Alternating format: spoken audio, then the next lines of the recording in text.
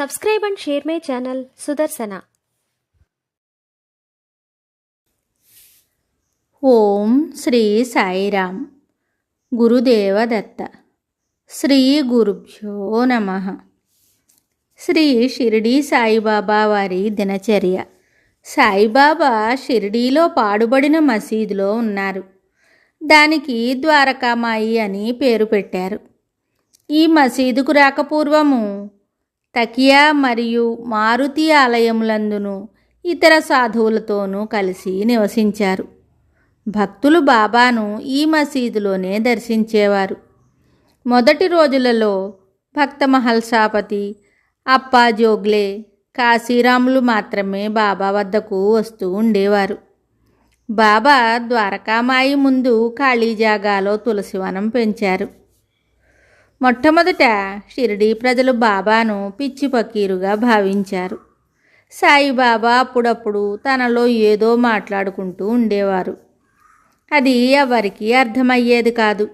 ఒక్కొక్కప్పుడు కోపంగా ఉండేవారు, కేకలు వేస్తూ ఉండేవారు. ఆ సమయంలో వారి దగ్గరకు వెళ్ళటానికి భక్తులు భయపడేవారు. వారి చర్యలు అగమ్యగోచరములు. యవ్వనమందు బాబా తల వెంట్రుకలు కత్తిరించకుండా పెంచేవారు. పహిల్వాన్ వలె దుస్తులు వేసుకునేవారు. మొట్టమొదట్లో ఆకుపచ్చ జుబ్బా ధరించేవారు. షిరిడీలో మొహియుద్దీన్ తంబోలి అనునతను తరచుగా కుస్తీలు పడుతూ ఉండేవాడు. బాబా అతనితో కుస్తీ పట్టి అందులో ఓడిపోవుటచే బాబా తాను ధరించు దుస్తులు, నివసించు రీతులు మార్చుకున్నారు. అప్పటి నుండి తలకు గుడ్డ కట్టుకొనుట ప్రారంభించారు. కొంతకాలానికి తంబోలీలో పరివర్తన వచ్చి సాత్విక భావుడై షిరిడీ విడిచి వెళ్ళి ఒక దర్గా వద్ద కుటీరంలో నివసించాడు. బాబా అలా ఓడిపోవటం తంబోలీని కరుణించుటకై ఉండవచ్చు. ఈ మానవులకు భౌతికమైన బలము కంటే ఆధ్యాత్మిక సంపదయే ముఖ్యమనియు అది తనకున్నదనియు నిరూపించారు సాయి. కానీ పై సంఘటనకు భిన్నంగా ఈ క్రింది విధంగా తెలుస్తూ ఉన్నది. షిరిడీలో కుస్తీ పోటీలు జరుగుతూ ఉండేవి. కానీ తంబోలి మాత్రం కుస్తీలు పట్టేవాడు కాదు, తమాషాలు చేసేవాడు. ఒకరోజు తంబోలి బాబా దగ్గరకు వచ్చి కుస్తీలో బాబాను ఓడినట్లుగా వ్రాసిమ్మని కోరాడు. బాబా ఒక కాగితంపై నేను ఓడినాను అని వ్రాసి ఇచ్చారు. తంబోలి ఆ కాగితం తీసుకుని తన ఇంటికి వెళ్ళి తన భార్యకి ఇయ్యగా ఆమె ఆ కాగితాన్ని చదివి నవ్వి తిరిగి ఆ కాగితాన్ని తంబోలికి ఇచ్చింది. తంబోలి ఆ కాగితం చదివి అది తన వ్రాతగా ఉండుట, క్రింద తన సంతకంగా ఉండుట చూసి ఈ లీలకు ఆశ్చర్యపడి బాబా వద్దకు వచ్చి శరణు వేడాడని చెప్పబడుతున్నది. బాబా లంగోటి బిగించుకుని పొడవైన చొక్కా తొడుక్కుని నెత్తిపైన గుడ్డ కట్టుకునేవారు. ఎప్పుడూ తెల్లని వస్త్రాలనే ధరించేవారు. తలపై గుడ్డ జడవలే ఎడమ చెవుపై నుంచి వెనక్కి వేళ్లాడేటట్టుగా వేసుకునేవారు. గోనె ముక్కపైనే మసీదులో ఈశాన్యమూల కూర్చునేవారు. 1890 వరకు బాబా కాలికి గజ్జి కట్టి తకియాలో ఇతర ఫకీర్లతో కలిసి నాట్యం చేసి భక్తి పాటలు పాడేవారు. బాబా ఎప్పుడునూ పగటివేళ పడుకునేవారు కాదు, కూర్చుని ఉండేవారు. భక్తులు రాగానే ఒకసారి వారి వంక చూసేవారు. సాయిబాబా జనులతో కలిసిమెలిసి ఉండేవారు. అడిగినప్పుడు మాత్రమే జవాబు చెప్పేవారు. మితభాషి.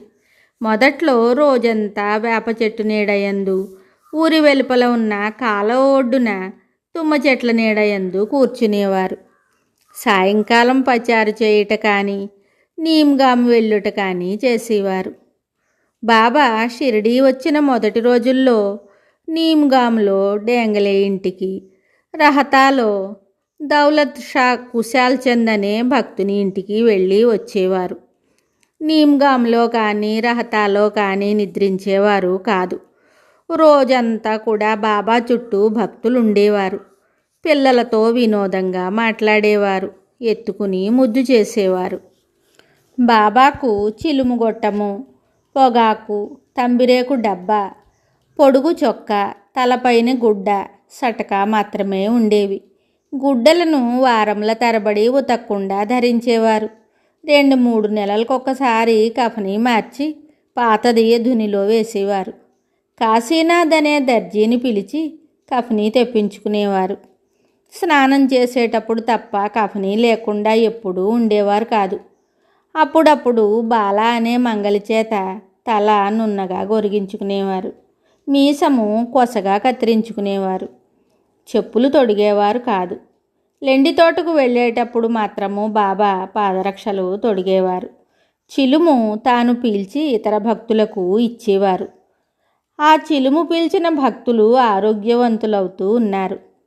కాశీరామ్ అనే భక్తుడు చిలుము గొట్టములు, పొగాకు ధునిలో వేయుటకు కట్టెలు ఇస్తూ ఉండేవాడు. బాబా ధునిలో చెయ్యి పెట్టినప్పటి నుండి బాగోజీ అనే కుష్ఠరోగి ప్రతిరోజు ఉదయం 7:30 గంటలకు బాబా చేతికి నెయ్యి మర్దించి దానిపైన ఆకు వేసి కట్టుకట్టేవాడు. కాలిన గాయం తగ్గిన బాబా దేహత్యాగము వరకు బాగోజీ కట్టుకడుతూనే ఉండేవాడు. రాను రాను బాబా దినచర్యలో కొంత మార్పు వచ్చింది. రోజంతా మసీదులో గోనిపట్టాపైనే కూర్చునేవారు. 1912లో మసీదులో నగిషీరాళ్ళు తాపడం చేసినప్పటి నుండి చిన్న పరుపుపై కూర్చోవటం ప్రారంభించారు. కౌపీనం ధరించేవారు. చలి నివారించటానికి ధునికి ఎదురుగా ఎడమ చేయి కట్టడాపై వేసి దక్షిణముఖంగా కూర్చునేవారు. ఉదయమున లేచిన తరువాత ధుని దగ్గర గల స్తంభాన్ని ఆనుకుని ధ్యాన నిమగ్నులయ్యేవారు. ఏవో భంగిమలు చేసేవారు. తన చేతులు వేళ్ళు చిత్ర విచిత్రములుగా కదిలిస్తూ హాక్ అనే పదము ఉచ్చరించేవారు. బాబా పగటి వేళ తన గద్దె పక్కన తన వద్దనున్న ఇటుక రాయిపై చేయి ఉంచి కూర్చునేవారు. రాత్రివేళ ఆ ఇటుక రాతిని తల క్రింద పెట్టుకునేవారు. బాబా ఎల్లప్పుడూ అల్లా నామాన్ని ఉచ్చరించేవారు. మిగతా కథ తరువాయి భాగంలో తెలుసుకుందాము. శుభం.